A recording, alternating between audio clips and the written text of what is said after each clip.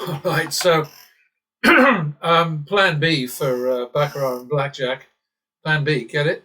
Is to just do one session at a time and just put it up as it completes, as it's over. Because I think the stuff I'm putting up is just too long and convoluted, and people don't have that kind of attention span these days. So one session at a time, I think, is the way to go. I'll see. I mean, eventually the channel will take off. Eventually people will start noticing it. But I'm in the wrong place because most of the people who are on the gambling channels are people who either don't gamble because they had to give it up because it hurt them and their families, wish to gamble but can't afford it, or are just morons. But anyway, let's get cracking.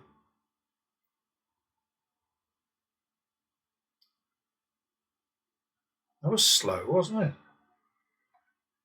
As usual, I have no idea what's coming. I wouldn't want to do this if I did. 1, 2. Nicely done, player. Double for the tie. That's one. That's another one. 1, 2. 3, 4. Uh-oh, 7, 8. This soon? All right, I feel better about it now. 3 players, very powerful. There's no doubt about it.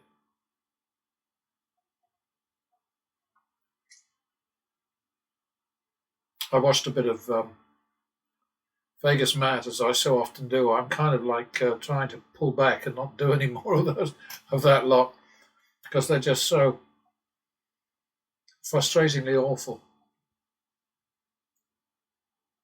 But he's got this thing where he just responds on the first result. So if player comes up, then he reduces the bet on banker. If if banker comes up, he goes wham. It's just wrong-headed nonsense. But they have to do what they do because they are, basically dancing to the casino's tune. They're frauds, all of them, not just Vegas Matt, but the whole bloody bunch of them.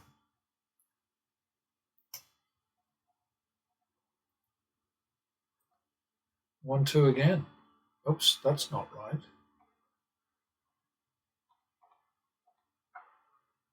There we go. Minimum. +1. Double for the tie. 100 or less. 1, 2. 3, 4. We're getting there again. 7, 8 again. Come on, 3 play. Cough it up. There it is. Ka-ching. +1.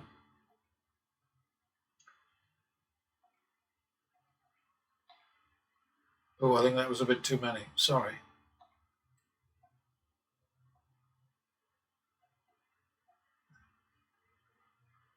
Another +1. 1, 2. Good enough.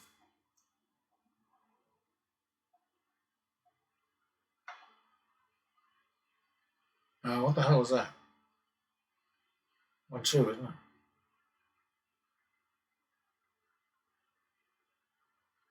Every so often I have to check, and thank goodness there's a cheat down there. Wish they had that in blackjack. 3, 4. Just right.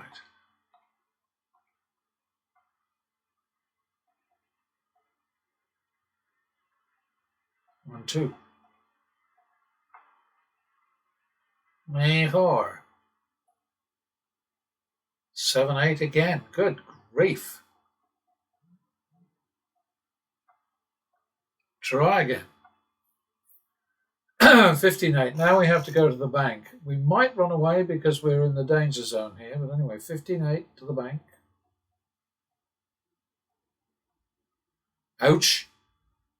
23-16, which we should call 5-4 in 500s. And 1-2. 3-4. 1-2 3-4. There we go. It's not great, but we're staying out of trouble. We are staying on the plus side. You cannot do this with random betting. I'm sorry, people out there. You cannot do it with random betting. You must have a plan. And it won't always be a piece of piss, but you've got to just stick with it. That's 2-3, and we're going to run away from the bank if this doesn't work. It did.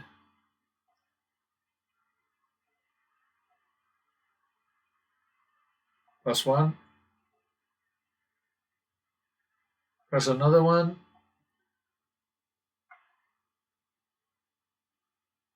I think that's 1-2. That's good. Still on the bonker.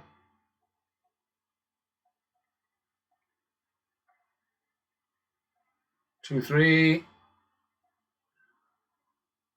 Try again. Okay, we nailed it.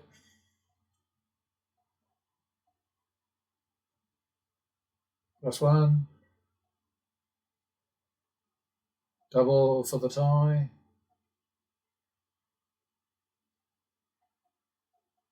Plus 1 max. That's plus max rather. Leave it there. Repeat it. Do it again. I think that takes us to minimum, because we had a couple.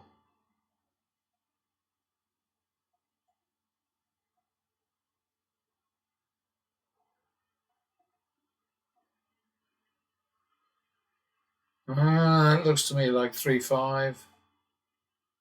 Oh, look at that. What a little beauty. Back to the min. Oops. Oops. That is definitely not the min.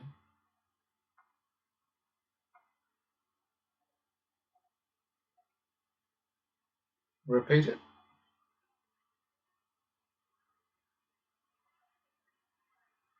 Minimum. Plus 1.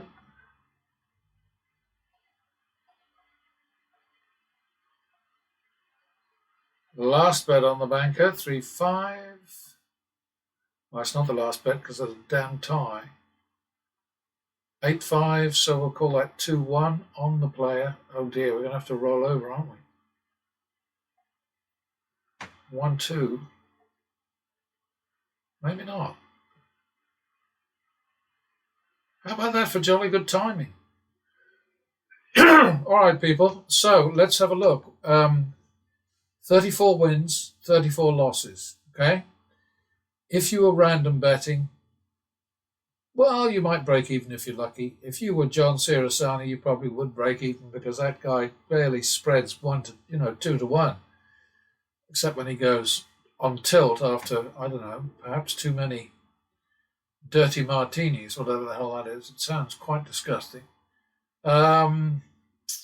So 34-34 and 8 ties, and we've come out with nearly 4,000.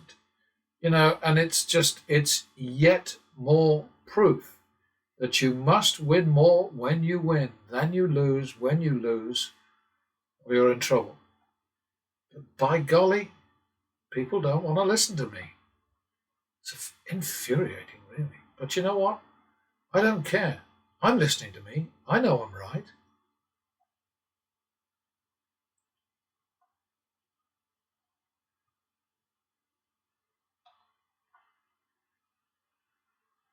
Well, that one was just a bit too easy. It was 9 minutes.